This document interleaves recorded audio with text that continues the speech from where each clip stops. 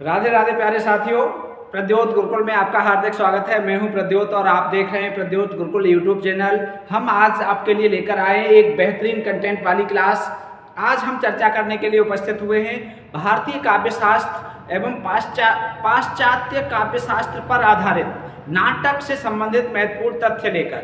नाटक पर आधारित महत्वपूर्ण तथ्य परीक्षाओं में बार बार पूछे जाते हैं, काव्य शास्त्र के अंतर्गत भी पूछे जाते हैं, नाटक साहित्य के अंतर्गत भी पूछे जाते हैं, संस्कृत साहित्य में भी पूछे जाते हैं और हिंदी साहित्य में भी पूछे जाते हैं। तो ऐसे प्रश्नों की श्रृंखला, ऐसे कंटेंट की श्रृंखला लेकर आए हैं आज बेहतरीन क्लास के साथ। तो सभी साथी शीघ्रता से जुड़ जाइए। आज कई दिन बाद क्लास हो पा रही है, थोड़ी व्यस्तता के कारण, थोड़े अन्य कारणों के कारण हम आपको क्लास नहीं दे पा रहे थे।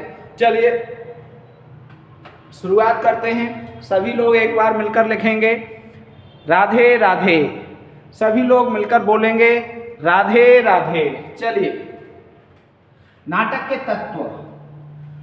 सबसे पहले हम नाटक पर बात करने के लिए उपस्थित हुए हैं, तो नाटक के तत्व कितने हैं इस पर हम चर्चा करेंगे।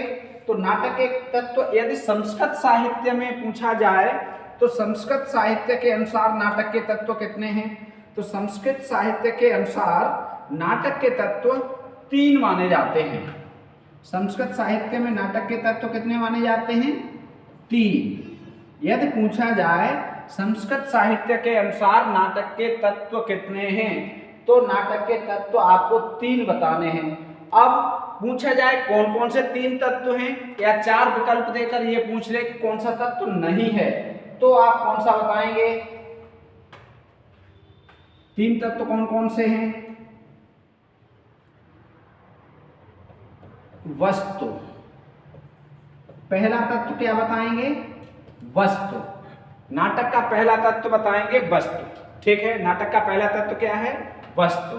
दूसरा तत्व नेता। नाटक का दूसरा तत्व क्या बताया गया है संस्कृत साहित्य में? नेता। इसे हम पात्र भी कहते हैं। ठीक है, नेता शब्द लिख दो या पात्र शब्द कह दो, ठीक है, एक ही बात है, चाहे कुछ भी कहो। और तीसरा यदि, तो तीसरा होगा रस। तीसरा क्या होगा? रस। अब ये देखो, अब विकल्प इस तरह से दिया हो सकता है, संस्कृत साहित्य के अनुसार नाटक का तत्व नहीं है। अब उसमें 4 विकल्प होंगे, 3 में ये होगा वस्तु, नेता, रस और उसके बाद अलंकार। तो क्या नहीं है? अलंकार। इस तरह से 4 विकल्प देकर पूछा जा सकता है। तो संस्कृत साहित्य के अनुसार नाटक के तत्व 3 हैं, ये आप याद रखेंगे, मोस्ट इंपॉर्टेंट बात। अगला है भारतीय नाट्य शास्त्र में नाटक के तत्व कितने माने गए हैं। भारतीय नाट्य शास्त्र में नाटक के तत्व कितने माने गए हैं, बताइए। भारतीय नाट्य शास्त्र में नाटक के तत्व जो माने गए हैं उनकी संख्या कितनी है? तो उनकी संख्या 4 है। कितनी है? 4। भारतीय नाट्य शास्त्र में जो नाटक के तत्व माने गए हैं उन्हें यदि पूछा जाए तो आप 4 बताएंगे। कौन कौन से? वस्तु, ये तो सेम है, संस्कृत साहित्य से ही भारतीय नाट्य साहित्य विकसित हुआ है। दूसरा नेता या पात्र, ठीक है, सेम है। तीसरा रस, ये भी भारतीय काव्य शास्त्र में माना गया है। और चौथा भारतीय नाट्य शास्त्र में, और चौथा है, ये है अभिनय। चौथा क्या है? अभिनय। ये हो गए 4। ठीक है, अब देखो ये 3 आपने याद किए थे, वो 3 यहाँ भी आ गए। चौथा आपको याद करना है अभिनय। अब भारतीय नाट्य शास्त्र में नाटक के तत्व कितने हैं? 4। कौन कौन से? वस्तु, नेता, रस और अभिनय। वस्तु, नेता, रस और अभिनय। ठीक है, ये 4 तत्व हो गए भारतीय काव्य शास्त्र के अनुसार, भारतीय नाट्य शास्त्र के अनुसार। ठीक है,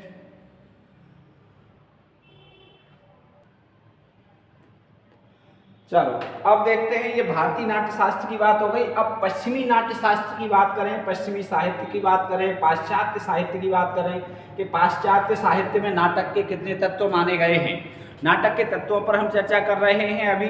ठीक है, नाटक आप जानते हैं, नाटक के बारे में फिर से हम थोड़ी सी और चर्चा करेंगे विस्तार से। वैसे नट धातु से बना हुआ है, अभिनय करने से संबंधित है, बहुत सारी चीज़ें हैं। नाटक के बारे में आप पहले से पढ़ चुके हैं और ये श्लोक तो हमने आपको कई बार याद कराया है। कौन सा वाला? काव्येषु नाटकम रम्यम तत्र रम्या शकुंतला तत्रापि चतुर्थो अंकः तत्र श्लोक चतुष्टयः। काव्यों में सबसे रमणीक होता है नाटक। रमणीक का मतलब सबसे आनंद प्रदान करने वाला, सबसे मनोहर, सबसे अच्छा लगने वाला। यदि बालक को कविता सुनाओ, कहानी सुनाओ, उपन्यास और नाटक दिखाओ तो सबसे ज़्यादा पसंद करेगा नाटक। मोबाइल को बालक क्यों पसंद करते हैं, बड़े क्यों पसंद करते हैं? क्योंकि उसमें नाटक है। नाटक का मतलब जिसे हम देख और सुन दोनों तरह से, देखकर और सुनकर जिसे समझते हैं, सीखते हैं, तो वो नाटक के अंतर्गत आएगा। तो पश्चिमी साहित्य में नाटक के जो अंग माने गए हैं, तत्व माने गए हैं, उनकी संख्या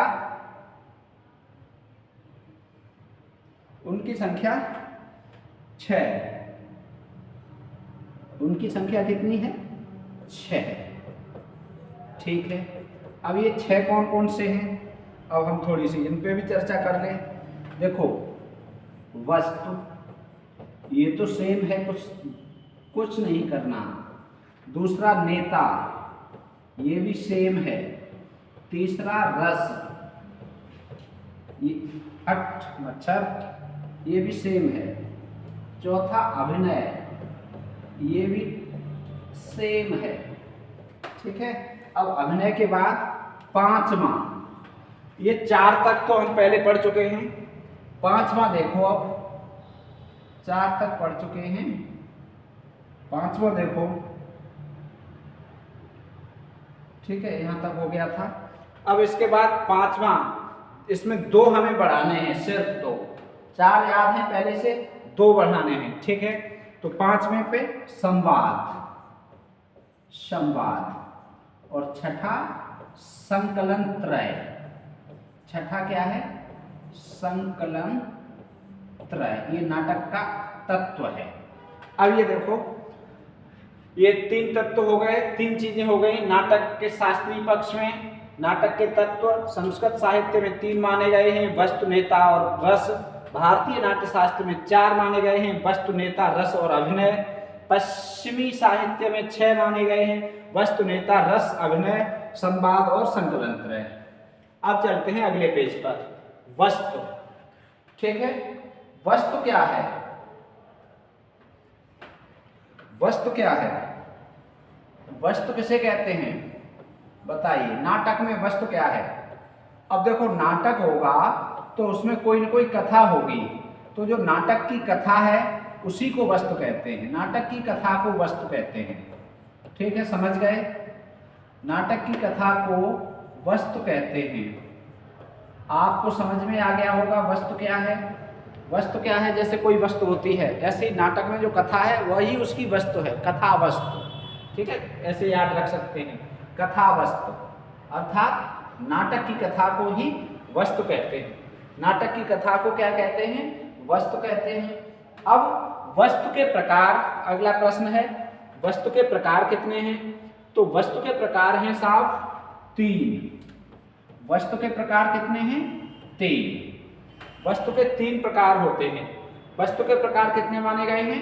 3। अब जो 3 प्रकार हैं वस्तु के, वो तीनों प्रकार हैं कौन कौन से? 3 प्रकार कौन कौन से हैं? 3 प्रकार वस्तु के, कलर चेंज कर लें, बताओ भाई। ये 3 वस्तु के 3 प्रकार कौन कौन से हैं? अब इस पे हम चर्चा करेंगे। बताओ 3, आपको पता है तो। 3 प्रकार। प्रख्यात पहला, उत्पाद्य दूसरा और मिश्र तीसरा। प्रख्यात, उत्पाद्य और मिश्र। प्रख्यात, उत्पाद्य और मिश्र। अब प्रख्यात के अंतर्गत क्या आएगा? प्रख्यात, प्रख्यात का मतलब जो अच्छी तरह से जो अच्छी तरह से प्रसिद्ध हो, जो अच्छी तरह से प्रसिद्ध हो। इतिहास,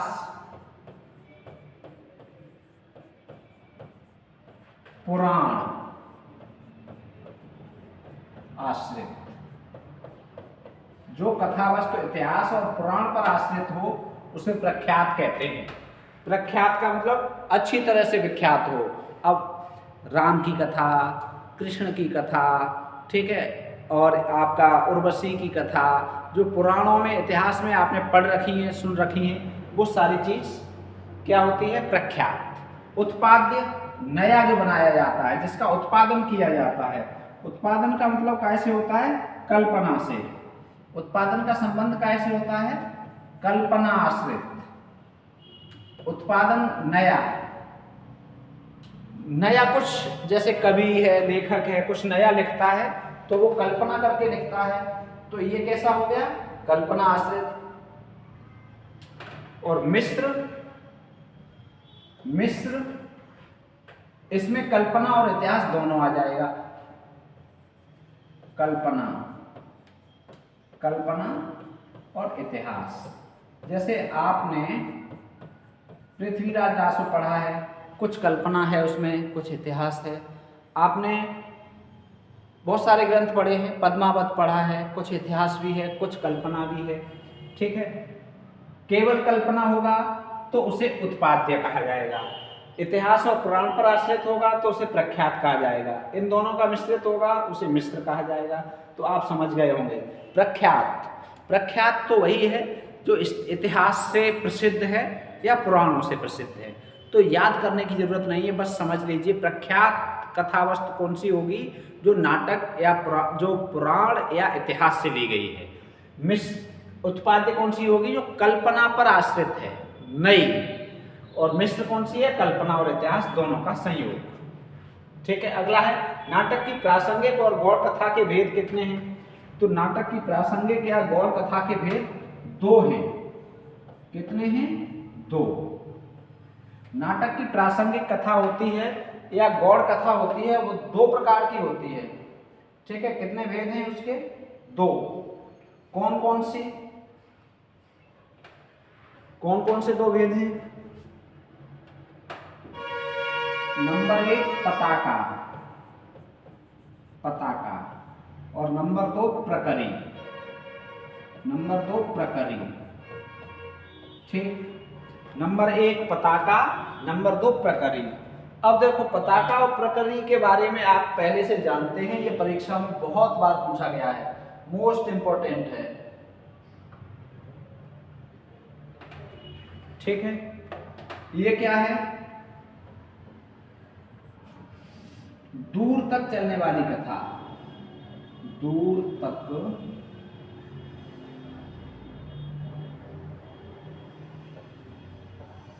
चलने वाली,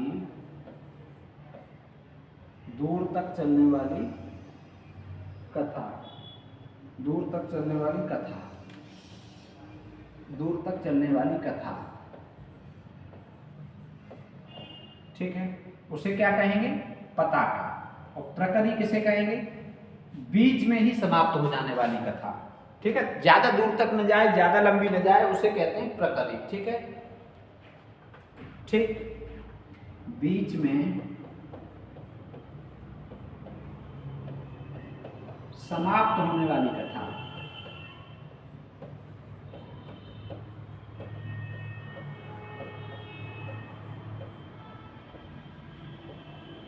देखो अब दूर तक चलने वाली कथा है, पताका, प्रकरी, कौन कौन सी कथाएं आई?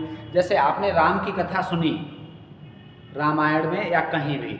अब राम की कथा में सुग्रीव की कथा आ गई बीच में, राम की कथा में अहल्या की कथा आ गई, राम की कथा में बीच में सबरी की कथा आ गई, हनुमान की कथा आ गई। तो अलग अलग तरह की कथाएं बीच में जो आती हैं उनसे संबंधित है, ये बहुत पूछा जाता है, बहुत महत्वपूर्ण है, वेरी इंपॉर्टेंट है, ठीक है। स्क्रीन पर पूरा दिख रहा है। अब बात करेंगे हम कार्यावस्था की। कार्यावस्था को कार्य व्यापार भी कहते हैं। कार्यावस्था को कार्य व्यापार भी कहते हैं, एक ही बात है, कार्य व्यापार कह लो या कार्यावस्था कह लो। कार्य अवस्था, अवस्था जैसे व्यक्ति के जीवन को मनोविज्ञान में 5 कालों में मुख्यतः बांटा गया है। शैक्षिक जीवन को या बाल जीवन को, बालक जीवन को 3 कालों में मुख्यतः बांटा गया है। जन्म के बाद शैशव काल, बाल्यावस्था, किशोरावस्था, ठीक है, जो अध्ययन कराया जाता है एक शिक्षक को। उसके बाद प्रौढ़ावस्था आती है। तो ऐसे ही अवस्थाएं हैं, तो वो अवस्थाएं कार्य की भी अवस्थाएं होती हैं। आपकी भी कोई ना कोई अवस्था है, हमारी भी अवस्था है, ठीक है। लगभग जन्म से 6 वर्ष तक सामान्यतः शैशव अवस्था मानी जाती है, 6 से 12 तक बाल्यावस्था मानी जाती है, 12 से 18, 20 या 22 तक, 20 के आसपास 18 तक किशोरावस्था मानी जाती है। उसके बाद प्रौढ़ावस्था है, तो उस अवस्था में हम सब चल रहे हैं, जो तैयारी कर रहे हैं। तो ऐसे ही कार्य की भी अवस्थाएं हैं। तो इसकी पूछा जाए कि ये है क्या, तो कथानक के विकास एवं फल के लिए शुरू से अंत तक किए जाने वाला व्यापार, व्यापार मतलब कार्य, मतलब शुरू से अंत तक। जैसे जन्म से मृत्यु तक अवस्थाएं होती हैं व्यक्ति की, वैसे ही कार्य शुरू होने से और कार्य समाप्त होने तक कार्य की अवस्थाएं होती हैं। जैसे आपको तैयारी कर रहे हैं आप टीजीटी की, पीजीटी की, असिस्टेंट प्रोफेसर की, नेट की, जेआरएफ की या किसी भी परीक्षा की तैयारी आप कर रहे हैं, तो उसकी भी 5 अवस्थाएं होंगी। कितनी अवस्थाएं होंगी? 5। कार्य शुरू करने से और समाप्त करने तक, जब तक लक्ष्य प्राप्ति न हो जाए। वैसे तो ये कहा जाता है कि यदि आपने अच्छा मन बना लिया तो आपने आधी विजय प्राप्त कर ली। आप यदि कार्य को करने के लिए पूर्ण मनोयोग से तैयार हो गए तो आधी विजय तो आपने प्राप्त कर ली। जैसे आप टीजीटी, पीजीटी पूरे मनोयोग से, इस बार तो हमें हर हाल में क्वालिफाई करना ही है, सिलेक्ट होना ही है, अच्छे मेरिट के साथ होना है। यदि इस मनोयोग के साथ आप कार्य शुरू कर रहे हैं तो समझ लीजिए आधी विजय आपकी यही हो गई। वो मनोयोग टूटे न, छूटे न, जब तक आपको सफलता न मिले तब तक बना रहे तो आसानी से आप पहुंच जाएंगे। आधी तो इसी में हो गई आपकी। अब आगे कार्य की अवस्थाएं जो मुख्यतः हैं वो 5 हैं। कार्य की अवस्थाएं कितनी हैं? 5। कोई भी कार्य प्रारंभ करते हैं, फिर प्रयत्न करते हैं, फिर प्राप्त्याशा है, फिर नियताप्ति है, फिर फलागम है। आप अपनी परीक्षाओं से जोड़कर कर लेंगे। पहले क्या करेंगे? प्रारंभ। कोई भी कार्य प्रारंभ होता है, आपने मन बनाया कि बीएड कर लिया है, अब टीजीटी की तैयारी की जाए, तो ये प्रारंभ हो रहा है, ठीक है। फॉर्म भरेंगे, ये प्रारंभ है। किताबें खरीदेंगे, ये प्रारंभ है। यूट्यूब चैनल से प्रद्योत गुरुकुल से जुड़े, ये प्रारंभ है, ठीक है। तो पहले क्या है? प्रारंभ। इसमें फल का बोध और प्राप्ति की आकांक्षा का बोध होता है। फल का बोध होता है और प्राप्ति। प्रारंभ होता कहाँ से? फल के बोध से। फल के बोध से कैसे होता है? सबसे पहले मन में आता है नौकरी तो बहुत हैं, लेकिन सबसे अच्छी नौकरी शिक्षक की है, इससे अच्छी कोई नहीं। ये फल का बोध है। फल क्या दिखाई दे रहा है? काम बहुत अच्छा है, सम्मान बहुत मिलता है, पैसा भी आजकल अच्छा मिलता है, पैसा भी मिल रहा है, सम्मान भी मिल रहा है, और काम भी दिखने में तो आसान है ही, दूसरों को तो आसान लगता ही है। मेरे हिसाब से तो सबसे उच्च कोटि की नौकरी है ये। नौकरी कहना मुझे अच्छा नहीं लगता कि मैं शिक्षक को एक नौकरी शब्द से सम्मानित करूं या शब्द से उसे अपमानित करूं। ये नौकरी शब्द बहुत छोटा है, शिक्षक शब्द बहुत बड़ा है। शिक्षक कभी नौकर नहीं हो सकता, ठीक है। तो शिक्षक, इसमें सबसे पहले क्या है? फल का बोध होता है कि भाई हमें सम्मान मिलेगा, पैसा मिलेगा और क्या क्या मिलेगा वो सब।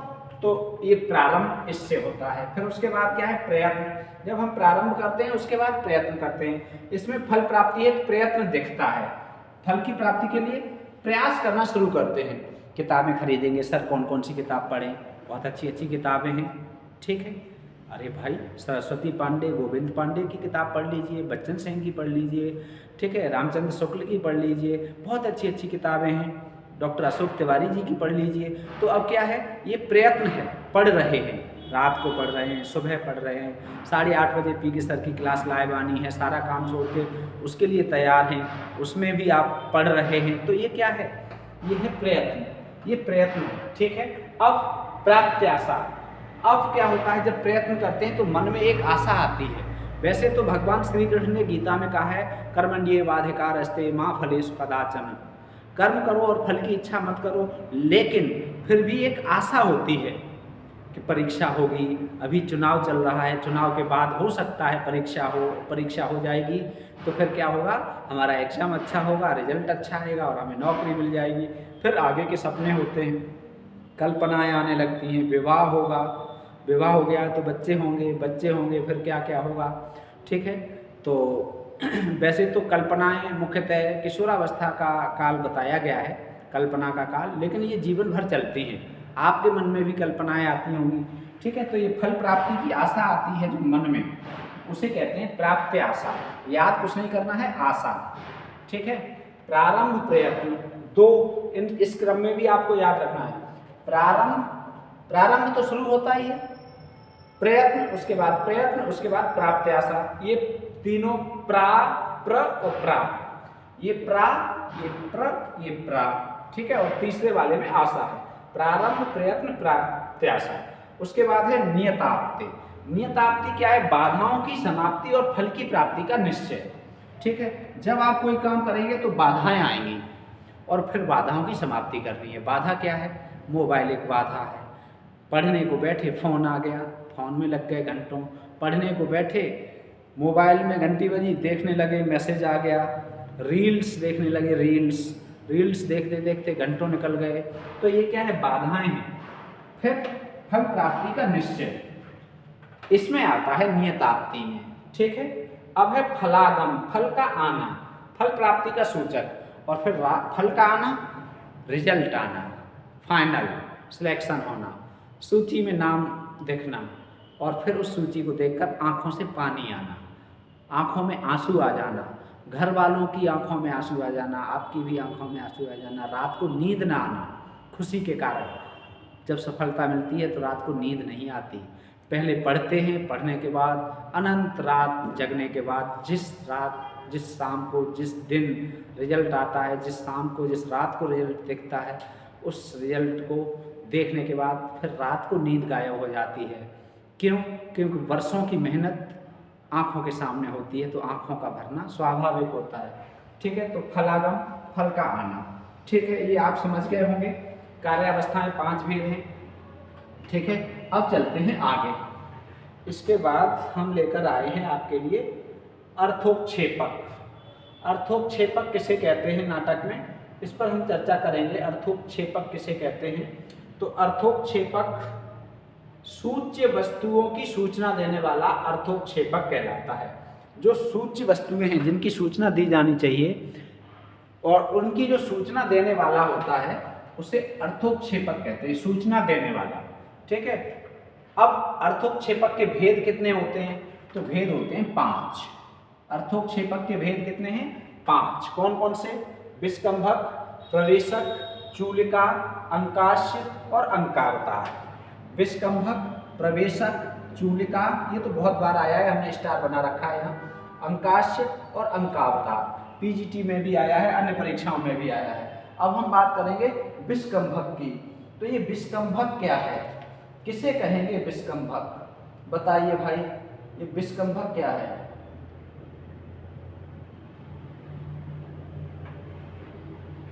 घटना के 2 उप प्रधान न हो, 2 उप प्रधान पात्रों की बातचीत से दी जाने वाली सूचना, दी जाने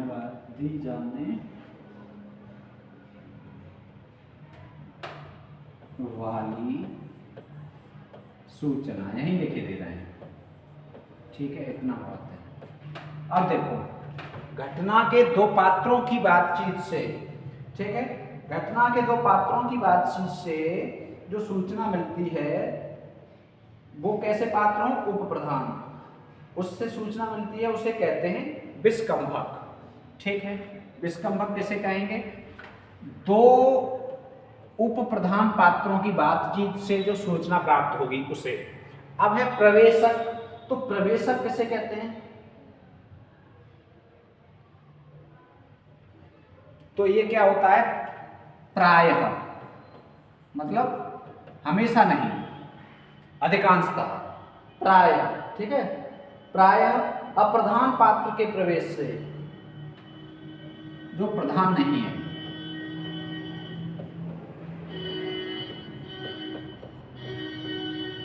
अप्रधान पात्र के प्रवेश से, अप्रधान पात्र के प्रवेश से 2 अंकों के बीच की सूचना। नाटक में 2 अंक होते हैं,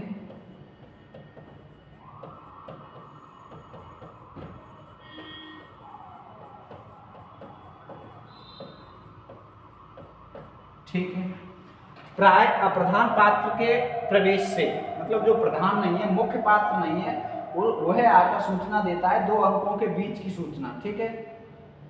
2 अंकों के बीच दी जाने वाली सूचना, 2 अंकों के बीच दी जाने वाली सूचना क्या कहलाती है? प्रवेशक, ठीक है। अगला है चूलिका। चूलिका किसे कहते हैं? नेपथ्य, मतलब पर्दे के पीछे, पर्दा होता है नाटक में, पर्दे के पीछे से दी जाने वाली सूचना।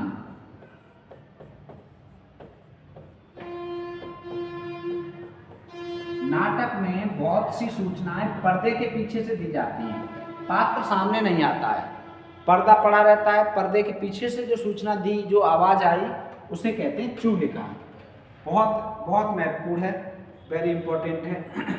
अब है अंकास्य। तो ये अंकास्य क्या होता है? अंकास्य अंक समाप्ति के बाद, अंक समाप्ति के बाद दूसरे अंक की सूचना। जैसे 7 अंक हैं, 3 अंक हैं किसी नाटक में, तो 1 अंक पूरा हो गया, दूसरे अंक की सूचना दी जाती है, उसे कहते हैं अंकास्य, ठीक है। अंक समाप्ति के पश्चात दूसरे अंक की सूचना। अंक समाप्ति के पश्चात दूसरे अंक की सूचना मतलब दूसरे अंक के शुभारंभ की सूचना। शॉर्ट में लिख दिया है, चाहो तो इसे विस्तार से लिख सकते हो। दूसरे अंक के शुभारंभ की सूचना, ठीक है, थोड़ा सा बड़ा हो जाएगा। शुभारंभ की सूचना को कहते हैं अंकास्य। ये सब सूचना देने वाले हैं, सब में सूचना मिलती है। अर्थोक्षेपक में क्या मिलता है? सूचना। अब है अंकावतार।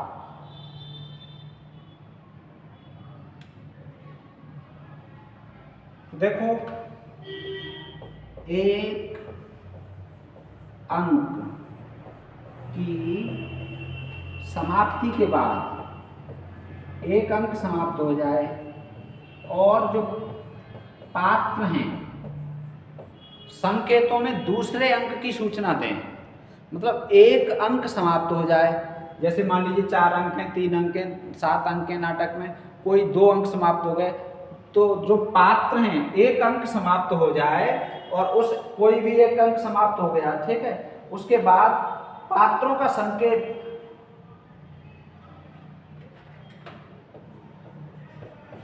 पात्रों का संकेत, पात्रों का संकेत अगले अंक में क्या होगा, ये संकेत अगले अंक में क्या होगा, अगले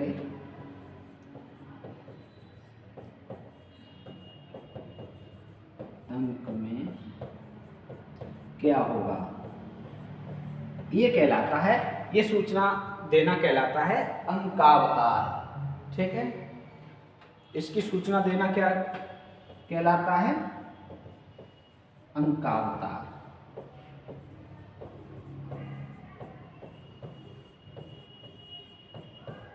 ठीक है, इसकी सूचना देना अंकावतार कहलाता है। अब इसे फिर थोड़ा सा देख लो एक बार संक्षेप में। अर्थोक्षेपक, यहां से देखो, अर्थोक्षेपक सूच्य वस्तुओं की सूचना देने वाला अर्थोक्षेपक कहलाता है। अर्थोक्षेपक के भेद कितने हैं? 5, ठीक है, 1 2 3 4 5, 5 ही अक्षर हैं, 5 ही भेद हैं। कौन कौन से? विस्कंभक, प्रवेशक, चूलिका, अंकास्य और अंकावतार। विस्कंभक घटना के दो उप प्रधान पात्रों द्वारा उनकी बातचीत से जो सूचना मिलती है विस्कंभक कहते हैं। प्राय जो अप्रधान पात्र है और 2 अंकों के बीच में जो सूचना देता है प्रवेशक। चूलिका नेपथ्य या पर्दे से जो सूचना आती है उसे चूलिका कहते हैं। अंक समाप्ति के बाद दूसरे अंक के शुभ आरंभ होने की सूचना जो मिलती है वो अंकास्य है। एक अंक की समाप्ति के बाद पात्रों का संकेत अगले अंक में क्या होगा, पात्र इसमें संकेत देते हैं, वो अंकावतार कहलाता है। ठीक है, चलिए तो ये सारी कंटेंट आपको मिला शानदार। इसकी हम आपको पीडीएफ भी देंगे और पीडीएफ आपको चाहिए तो प्रद्योत गुरुकुल इस टेलीग्राम चैनल को आप ज्वाइन कर लीजिए, चैनल से जुड़ जाइए। ठीक है, से जुड़े। प्रद्योत गुरुकुल यूट्यूब चैनल पर पहली बार आए हैं तो आप चैनल को सब्सक्राइब कर लीजिए और यदि आपको शैक्षिक वार्ता करनी है तो 97 58 43 28 87 इस नंबर पर आप बात कर सकते हैं। आज की ये महत्वपूर्ण कंटेंट वाली क्लास आपको कैसी लगी कमेंट करके अवश्य बताइए।